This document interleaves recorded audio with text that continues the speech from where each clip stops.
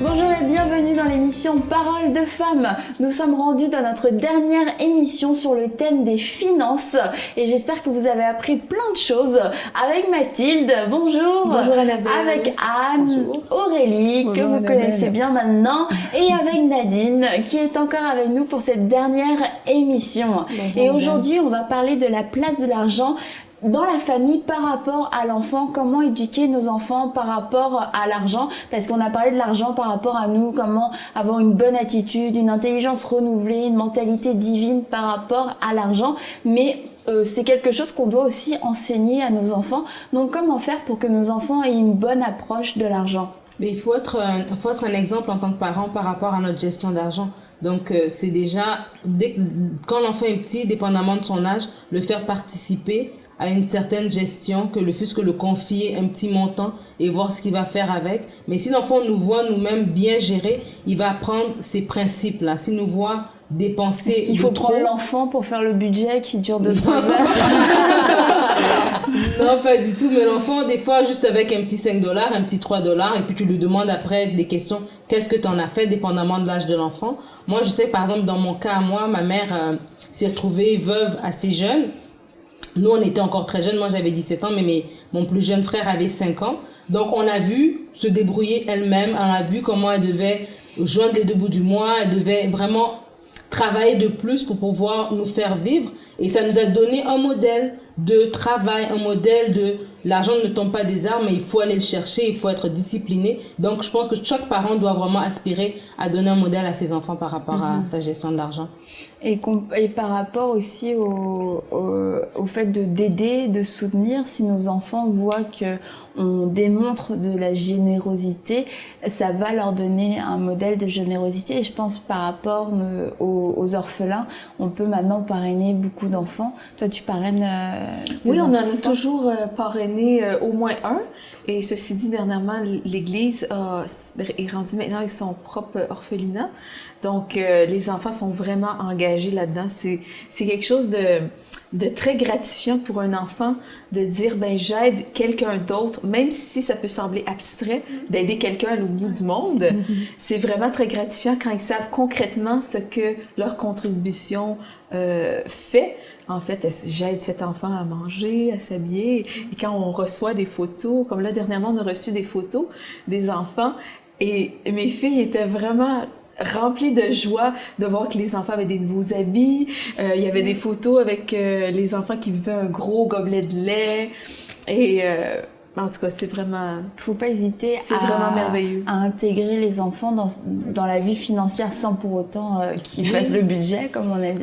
Mais même le modèle, mais c'est bien ce que tu dis. Moi, par exemple, chez nous, on donne nos vêtements qui sont devenus trop petits ou bien qui sont passés. Oui, on fait ça aussi à la maison. Donc, c'est une autre façon encore d'apprendre à l'enfant à donner à son prochain et à donner au suivant. Donc, oui, on le fait par exemple dans les vêtements, mais comme tu t'as dit aussi, si par exemple on se donne un objectif, il faut dire que d'ici la fin de l'année, on va ramasser des sous, puis on va envoyer à un enfant à l'étranger ou quoi que ce soit. C'est des façons aussi de... Une autre chose qu'on fait chez nous, c'est environ 2 fois par année, le ménage des jouets. Tu fais le ménage 2 fois par année? Des jouets...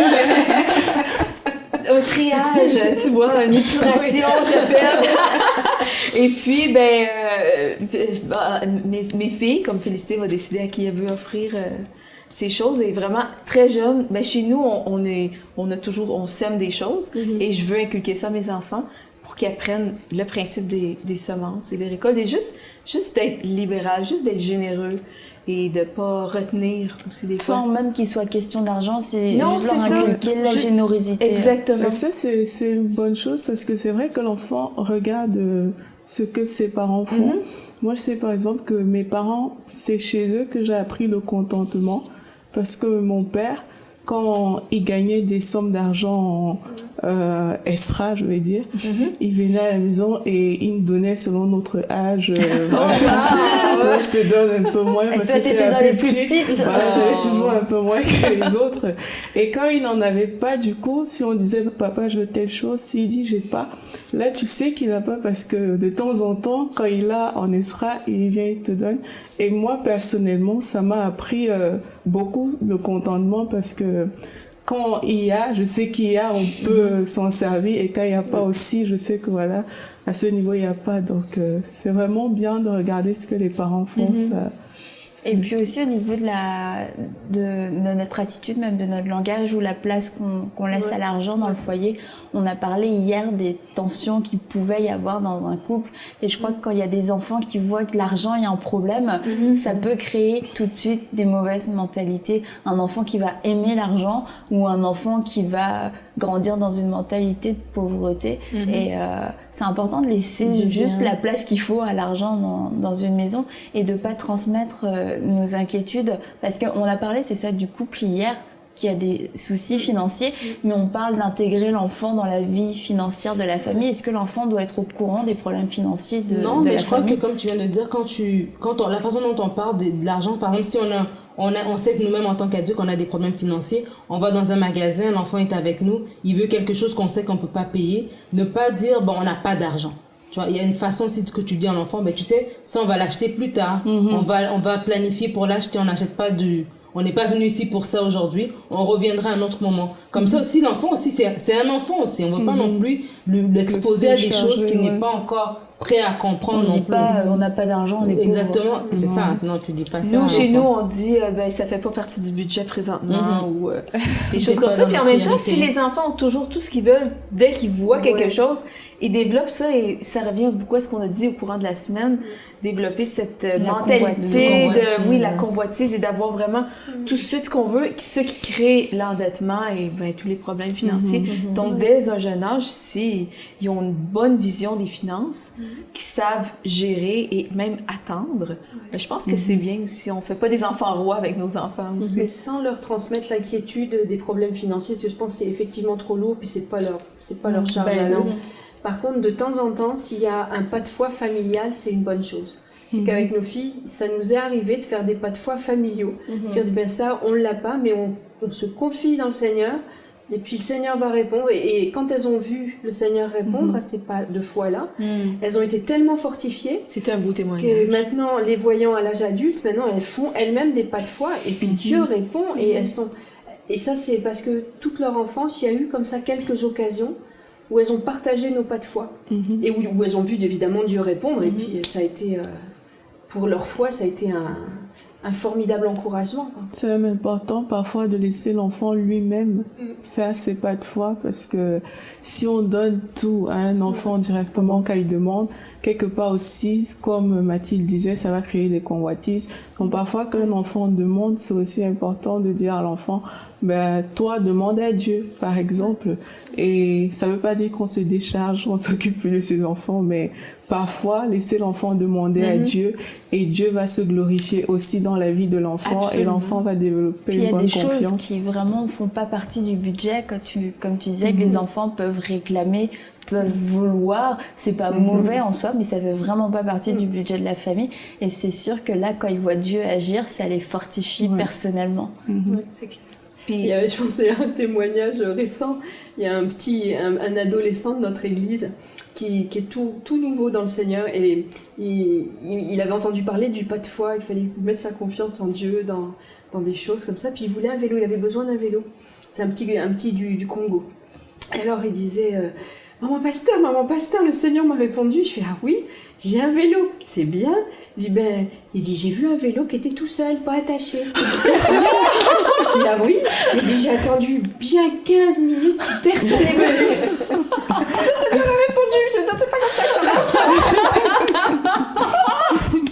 Donc c'est une occasion de les éduquer aussi. Oui. De dire, bon, c'est pas comme ça que ça marche. Tu peux prier, Dieu répond, mais pas de cette manière-là. Oui, exactement. Mais c'est ça, puis ça enlève les limites aussi. Quand on dit, ben, c'est pas dans le budget, même si c'est pas avec les parents que Dieu va pourvoir pour leurs besoins particuliers, ben, je pense que ça agrandit leur horizon, en fait, et ça laisse la place à Dieu. C'est ça, parce qu'en fait, nous, en tant que parents, c'est sûr, on est pourvoyeurs dans un sens, parce qu'on pourvoit leurs besoins, mais nous-mêmes, on doit compter sur Mais oui. Dieu. Ah, Et exact. si l'enfant pense que le parent est la source ou une tirelire, tout simplement, c'est Un guichet automatique. Ouais, voilà. Tu donnes l'argent et ça sort automatiquement.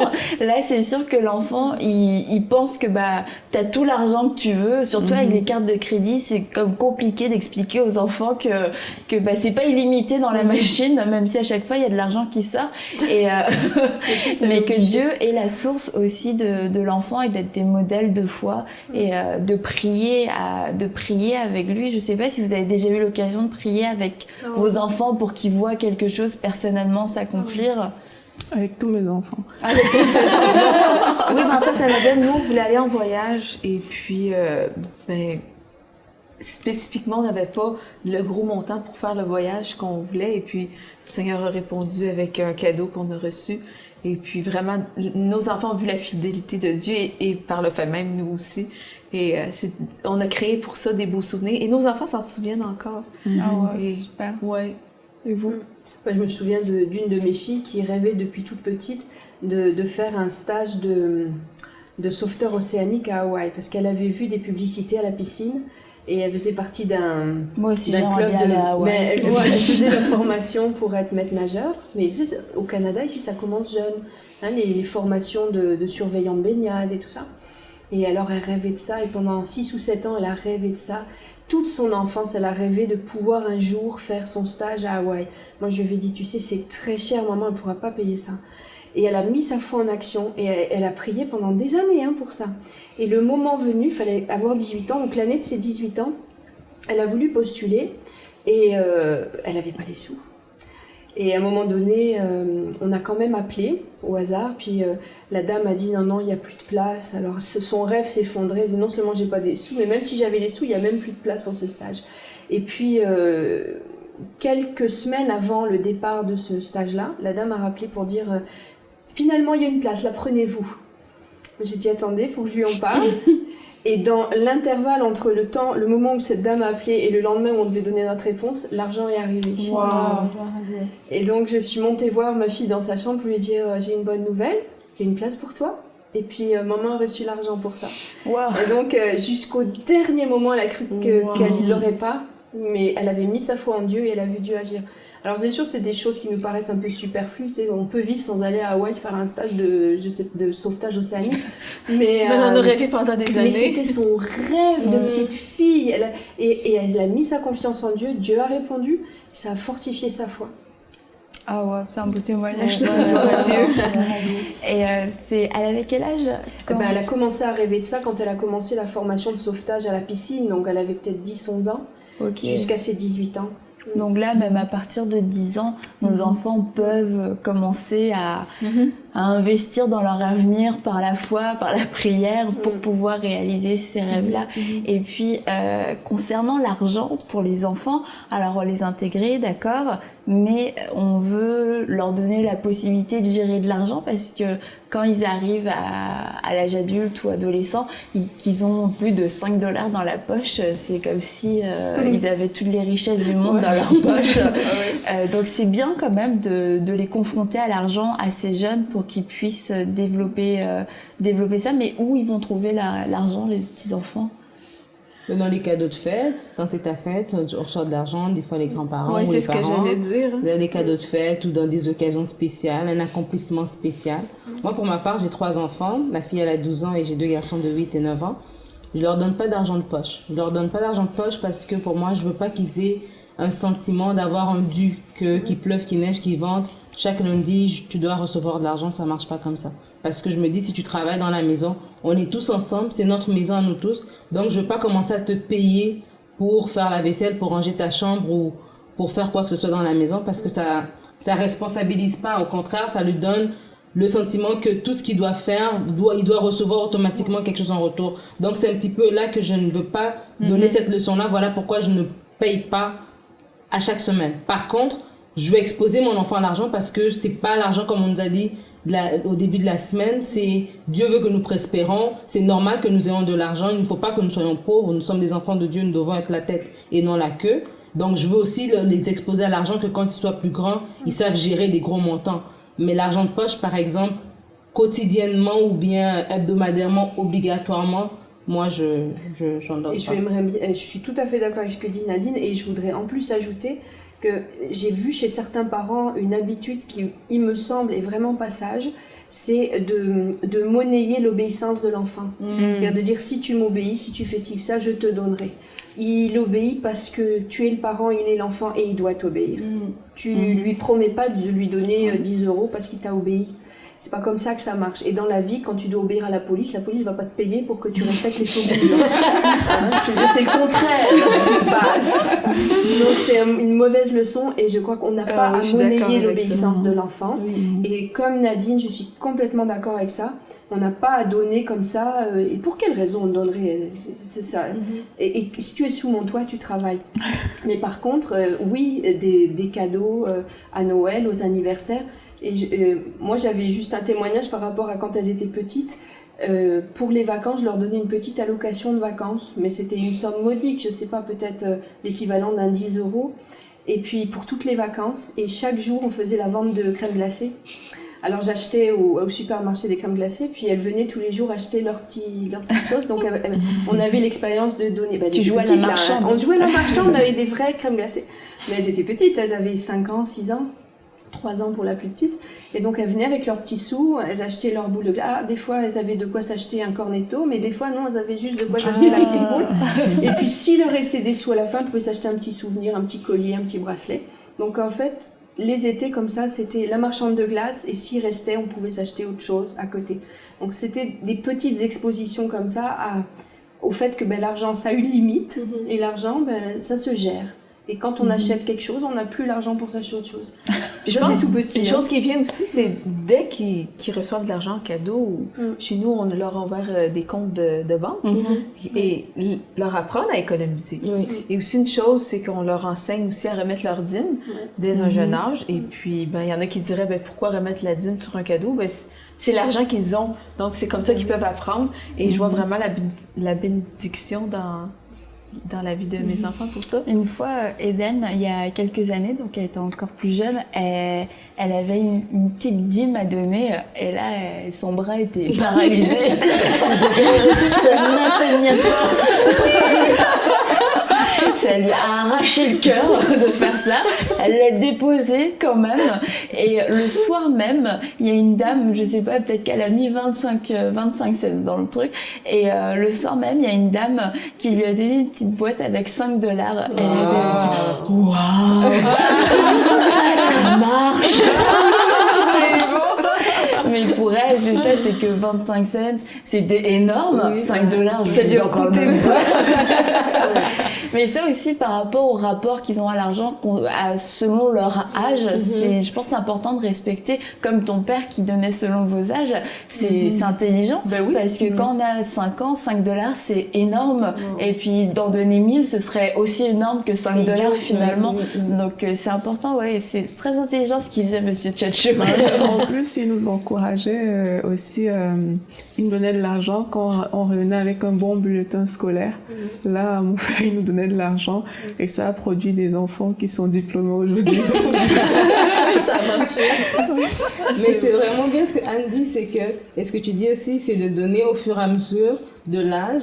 Donc quand elles avaient 5 ans, on fait la marchande de glace, à l'adolescence, on fait autre chose. Et je pense aussi aux parents qui ont des enfants plus âgés, qui sont au début de la vingtaine ou qui ont fini l'école et qui travaillent mais qui habitent encore à la maison, d'accompagner aussi nos enfants quand ils ont cet âge-là pour la gestion de l'argent. Parce qu'on a parlé dans les émissions passées du crédit, de l'endettement. Un enfant qui a 18 ans, mais il est majeur ici au Canada, il est enregistré à Equifax, à TransUnion, il a un bureau de crédit. Donc, il faut qu'il apprenne à gérer son argent. On peut encourager nos enfants, des fois même, tu es à la maison, tu vis chez tes parents, mais tu as un bon salaire, achète-toi un condo, mais un locataire, c'est déjà un revenu. On t'apprend déjà à faire bâtir ton argent, à faire fructifier ton argent. Que l'argent, c'est pas juste pour être dépensé, mais tu peux l'investir, tu peux avoir des projets à long terme, tu peux vraiment faire des grandes choses. Donc, aussi les parents qui ont des enfants plus âgés, de pas juste les laisser dépenser dans les cinémas, les sorties, les voyages, mais vraiment leur aider à avoir des objectifs. Les aider à voir plus loin. Avoir plus loin, avoir une vision par rapport à leur avenir. Oui, c'est ça. Moi, j'ai 2 filles qui gèrent l'argent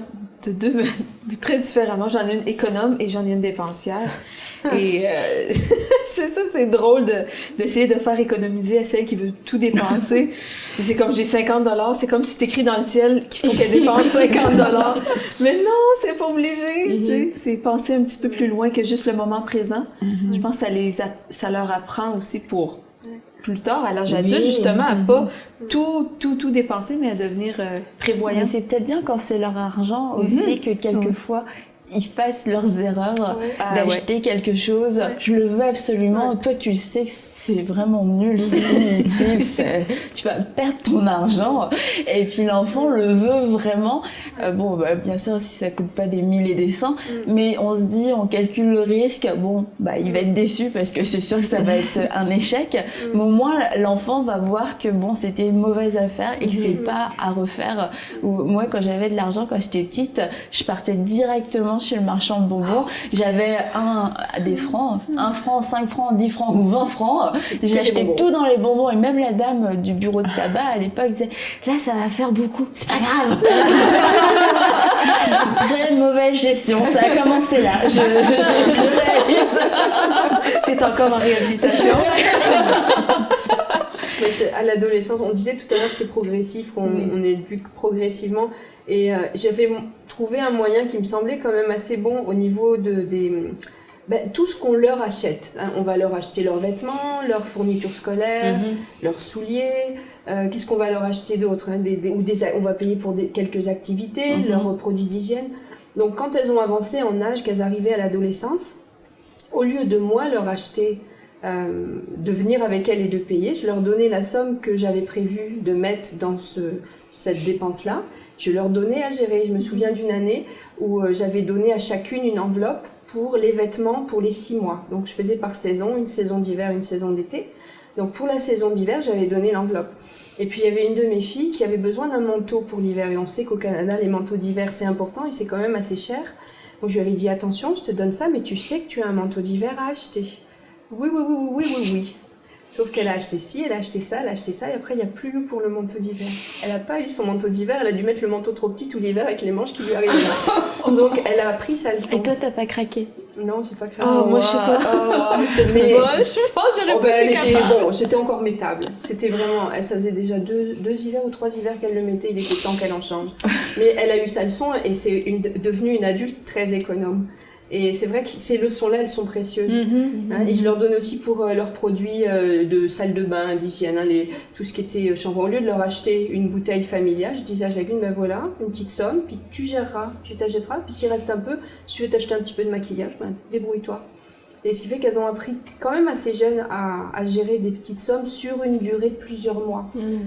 C'est pas mauvais. Là, c'est après, en tant que parent, à respecter ce qu'on a dit. Parce qu'avec le manteau, je sais pas ce que j'ai fait. Non, mais c'était trouvé celui-là, c'est un problème. Je ne l'aurais pas laissé. Ou alors, il y a une autre solution, c'est aussi d'aller à la friperie, t'en acheter un à $10 qui a déjà été mis en occasion. Mais c'est une bonne chose de leur apprendre à gérer leur enveloppe et puis de se rendre compte, si j'ai tout dépensé à des niaiseries, j'ai plus pour les c'est vrai que ça enferme aussi de pas les sauver après parce que là ils n'auront pas appris la leçon. Mais même je leur disais, et à cette somme-là, maman, elle n'a pas un centime de plus, c'est ça, et dans le budget, il n'y a plus rien. Donc votre enveloppe, vous la respectez, sinon... Et elle le faisait, Elle le faisait. Des fois, elle venait pleurer, j'ai plus de shampoing. Eh dommage, t'attendras le mois prochain. Tu te débrouilles, t'en empruntes à ta sœur, t'en trouves dans les fonds de placard, mais... Donc tes filles étaient sales et avec des manteaux trop courts, c'est ça. C'est jamais arrivé. Mais ça, c'est un bon conseil, c'est de leur laisser la liberté de gérer, mais pas pour du superflu, pour du nécessaire. Là, c'est sûr que ça met la barre de la responsabilité un peu plus haute. Je suis contente que ma mère n'ait pas fait ça. Aurélie, dis-moi aussi. Ouais, c'est sûr, parce que moi, j'étais pas une bonne gestionnaire du tout. Et tout, je prenais à mon père, à ma mère. Donc, on m'aurait fait ça, je pense que j'aurais souffert. T'aurais eu des bouteilles de shampoing qui disparaissaient subrepticement. Est-ce que t'es une bonne gestionnaire maintenant? Mais non, je dois avouer que je fais des efforts pour arriver à tenir un budget. Je fais les efforts. Bah, après toute cette semaine d'émission, je pense que je vais appeler Anne pour faire son budget. Donc, concernant l'argent de poche, pour y revenir, c'est qu'en fait, vous donnez pas d'argent de poche, mais il y a des gens qui donnent de l'argent de poche. Puis en fait, en soi, je pense qu'il n'y a rien de mal, il n'y a rien de mauvais, tant qu'il y a l'enseignement derrière qui est donné, parce que on parle d'argent de poche qui est comme un dû, mais il y a d'autres formes d'argent de poche que les gens donnent de temps en temps, une fois de temps en temps, ou alors là pour les vacances ou pour des sorties exceptionnelles, des choses comme ça. Là, les parents font quand même des actes de générosité, puis je trouve ça bon de pas brimer trop les enfants quand on a la possibilité, parce que ça peut provoquer en eux un sentiment de manque, et puis le jour où ils vont avoir de l'argent, mais ils vont acheter tout ce qu'ils n'ont pas pu acheter, quitte à s'endetter, quitte à manquer complètement de sagesse, justement pour combler tous ces manques. Et donc, du coup, je voulais juste revenir sur quelque chose, parce que tu as dit que toi, tu avais de l'argent quand tu avais des bons bulletins. Et juste pour mettre les choses au clair, et pour vous aussi, c'est que, selon moi, c'est bien de récompenser quand nos enfants ont des bons bulletins, mais je crois que c'est important de récompenser l'effort, parce que moi j'en ai qu'une, mais vous en avez plusieurs. Mais si t'as tant, je te donne tant, toi t'as tant, je te donne tant, mais elle a vraiment travaillé de toutes ses forces. Là, on tombe un peu dans une injustice. Moi, tu vois, j'ai 2 enfants, puis ma plus vieille a vraiment eu de la difficulté à l'école primaire. Mais elle mettait tout son cœur pour la réussite, et puis je pouvais pas m'imaginer pas récompenser sa persévérance, même si les notes de passage étaient là, même si elle pouvait même échouer ou c'était vraiment des basses notes, je voyais qu'à chaque jour elle mettait son cœur à la réussite, et je crois que ça, c'est vraiment important de célébrer les efforts que nos enfants font, et pas donner de l'argent selon la note. Je te donne 20$ si t'es au-dessus de 80%, ou si t'as un A+, ou bon, pour moi, ça, étant donné que j'ai 2 enfants qui réussissaient vraiment différemment à l'école, je voyais ça comme j'aurais vu ça comme une injustice si je me mettais à leur place. Mais je trouve que c'est bien ce que tu dis, c'est juste d'élever les enfants de façon individuelle, de connaître son enfant. Oui, quand tu dis, par exemple, si tu perçois déjà chez un enfant qu'il est dépensé, peut-être c'est cet enfant-là, justement, que tu vas peut-être lui donner plus régulièrement pour pouvoir l'exercer, justement, à pouvoir, à savoir gérer et tout ça. Donc, c'est question de faire attention. Merci beaucoup, mesdames, pour vos expériences de maman, et toi pour ton expérience d'enfant. Donc, on arrive au terme de toute cette série sur les finances. On a parlé de l'argent selon la Bible, comment Dieu voit l'argent. On a parlé des dettes, mais surtout comment sortir des dettes.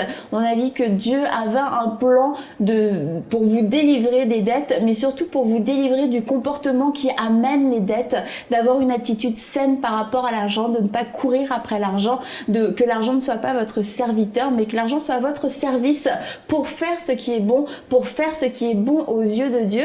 Et on a vu aussi l'argent dans le foyer par rapport au couple, et là aujourd'hui par rapport aux enfants. L'argent joue un rôle principal, un très grand rôle, et c'est à nous de lui redonner la place qui lui convient et d'utiliser notre argent avec sagesse pour la gloire de Dieu. Donc je vous dis à très bientôt pour une prochaine émission de Paroles de Femmes.